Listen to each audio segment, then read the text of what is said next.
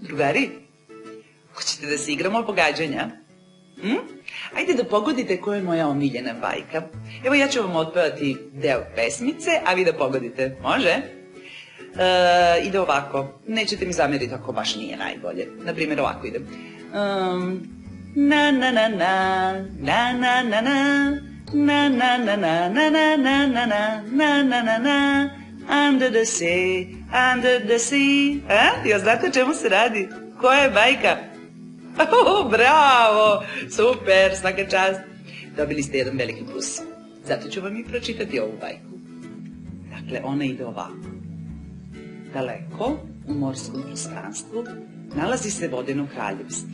U prelepom dvorcu živi kralj sa svojih 6 kćeri sirena.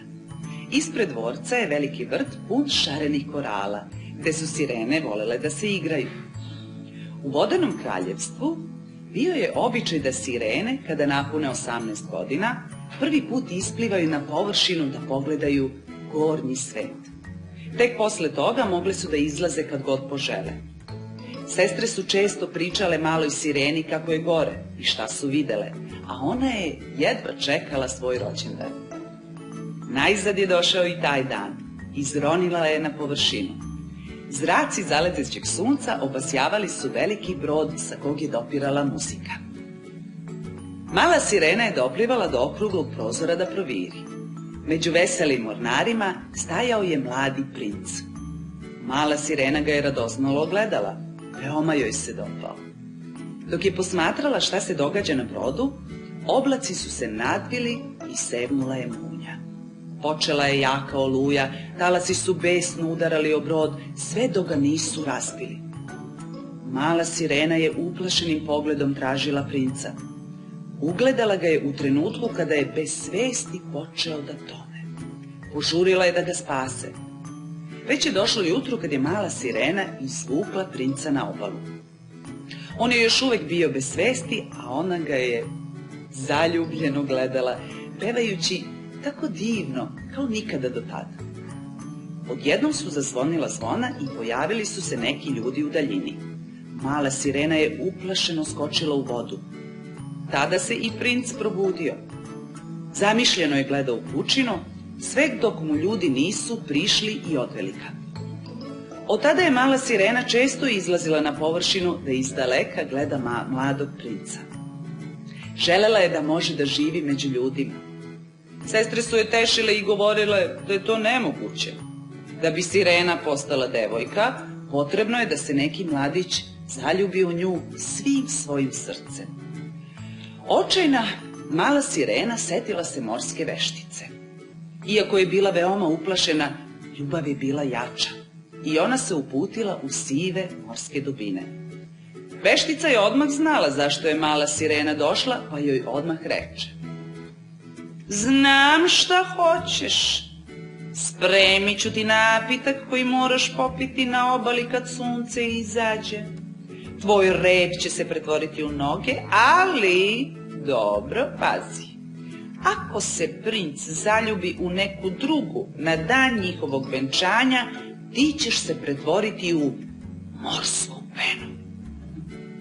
Gledajući preteći mali sirenu, veštica je nastavila: za ovo ćeš morati da mi platiš. Hoću tvoj glas u zamenu za napitak. Mala sirena je za trenutak ustuknula, a onda se ponosno uzdigla i uzviknula: u redu, pristajem. Bez glasa, sa napitkom u ruci, mala sirena je zaplivala prema površini. Čim je sunce izašlo, mala sirena je popila čarobni napitak. Kako ga je popila, tako je pala u nesvest. Kada je otvorila oči, ležala je na pesku.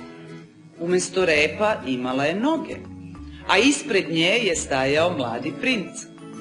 On joj je upitao ko je i šta joj se dogodilo, a ona mu je tužno pokazala da ne može da govori. Princ se sažalio na lepu devojku i odveo je na dvor. Obukli su joj prelepu haljinu i smestili je u veliku sobu. Mala sirena je bila oduševljena. Za nju je sve to bilo novo, zanimljivo. Često je šetala sa princem, začuđeno gledajući drveće, cveće, ptice. Mladom princu je u početku samo bilo žao ove jadne devojke, ali kako je vreme prolazilo, sve više mu se sviđala. Veoma ga je podsjećala na devojku koju je kao kroz san video dok ga je spasavala iz morskih dubina. Nije znao da je to ona. Sve je to posmatrala zla morska veštica u svojoj kristalnoj kugli. Kada je shvatila da je princ odlučio da se oženi malom sirenom, veoma se naljutila. Nije mogla da podnese da neko bude srećan i to uz njenu pomoć. Brzo je spremila sebi napitak i pretvorila se u divnu devojku. Uzela je sirenin glas i pojavila se ispred dvorca pevajući. Mladi princ se trše. Prepoznao je glas koji je čuo onog dana kad je preživeo brodolom. Požurio je napolje. Zbog veštičine čarolije čim je ugledao devojku, zaljubio se. Već sledećeg dana se spremalo venčanje na brodu. Mala sirena je uplakana sedela na steni kada su pred njom se pojavile njene sestre. Rekle su joj da je danima svi u kraljevstvu traže i da su tek sad saznale šta se dogodilo.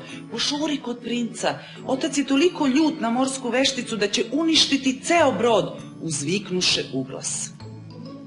Baš kada je mala sirena stigla na domak broda, kralj morskih dubina sa visoko uzdigao iznad površine i ljutito mahnuo svojim trozupcem na prestravljenu vešticu. Ceo brod se raspao. Mala sirena je požurila da spase princa. Doplivala je sa njim do obale, a on, kad je otvorio oči, ona je zapevala. Glas joj se vratio kada je veštica bila uništena.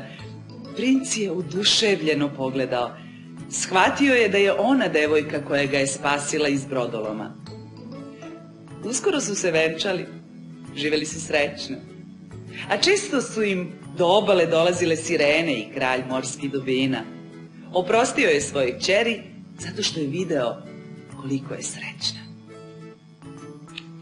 Ja što volim malu sirenu. Kakvu ona divnu sreću ima. A možda je to zbog toga, otkriću vam još jednu tajnu, zato što je pojela komadić mog čarobnog kolača. Pa ne znam. Odlučite vi. Doviđenja, drugari. Vidimo se.